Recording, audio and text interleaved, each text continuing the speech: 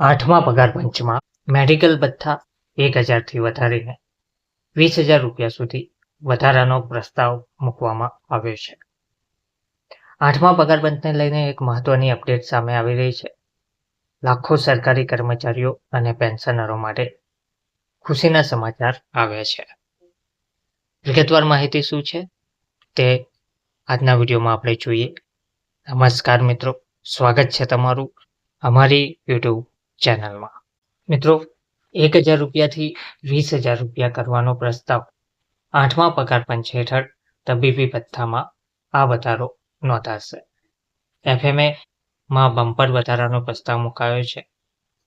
આ પ્રસ્તાવ સ્વીકારવામાં આવશે ત્યાર પછી કર્મચારીઓને મોટો ફાયદો થશે. કેન્દ્ર સરકારના કર્મચારીઓ 8મા પગાર પંચની ભલામણો વિશે આતુરતાપૂર્વક રાહ જોઈ રહ્યા છે.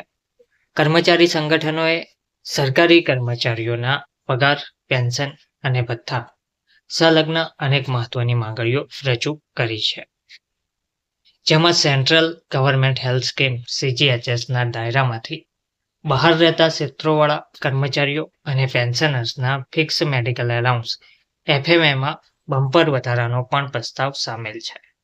હાલમાં એટલે કે ફિક્સ્ડ મેડિકલ 1,000 રૂપિયા માસિક છે, પરંતુ કર્મચારી સંગઠનોએ તેને વધારવાનો પ્રસ્તાવ રજૂ કર્યો છે.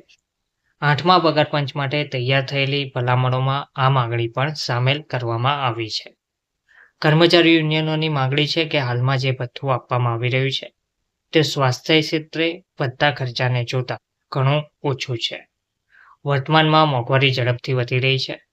ખાસ કરીને ગ્રામીણ કે આંતરિયાળ વિસ્તારોમાં રહેતા કર્મચારીઓ અને પેન્શનર્સ કે જ્યાં CGHSની સુવિધા ઉપલબ્ધ નથી, તેમના માટે અઘરું પડી રહ્યું છે. સારવારનો ખર્ચો ઉઠાવવામાં મુશ્કેલી પડી રહી છે. કર્મચારીઓનું કહેવું છે કે મેડિકલ એલાઉન્સમાં વધારાથી તેમને જરૂરી નાણાકીય મદદ મળી રહેશે.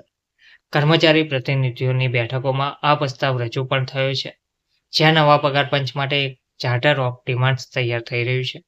મેડિકલ ભથ્થામાં 1,000થી વધીને સીધું 20,000 રૂપિયા સુધી કરવાનો પ્રસ્તાવ મૂકવામાં આવ્યો છે. બીજું કયા કયા મુદ્દા પર રજૂઆત થઈ છે, તો બીજા જે મુદ્દાઓ છે તેમાં મેડિકલ ભથ્થામાં વધારો, ફિટમેન્ટ ફેક્ટરમાં સંશોધન, વાર્ષિક પગાર વૃદ્ધિમાં વધારો, રિટાયરમેન્ટ લાભોમાં સુધારો, રજાઓ તથા મુસાફરી ભથ્થાઓમાં ફેરફાર, કર્મચારીઓની અપેક્ષાઓ હવે શું જોવા મળી રહી છે તેના પર એક નજર કરીએ તો 8મા પગાર પંચમાં લગભગ 1 કરોડ કેન્દ્ર સરકારના કર્મચારી અને પેન્શનર્સના પગાર, ફ્રેમવર્ક અને સુવિધાઓની સમીક્ષા થવાની અપેક્ષા છે. જોકે આ તમામ પ્રસ્તાવો હજુ વિચારણા હેઠળ ચાલી રહ્યા છે અને કોઈ અંતિમ નિર્ણય લેવાયો નથી. કર્મચારીઓને આશા છે કે પગાર પંચ પગાર, પેન્શન અને સ્વાસ્થ્ય સહાય જેવા લાંબા સમયથી પેન્ડિંગ મુદ્દાઓ પર હકારાત્મક નિર્ણય લેવાય.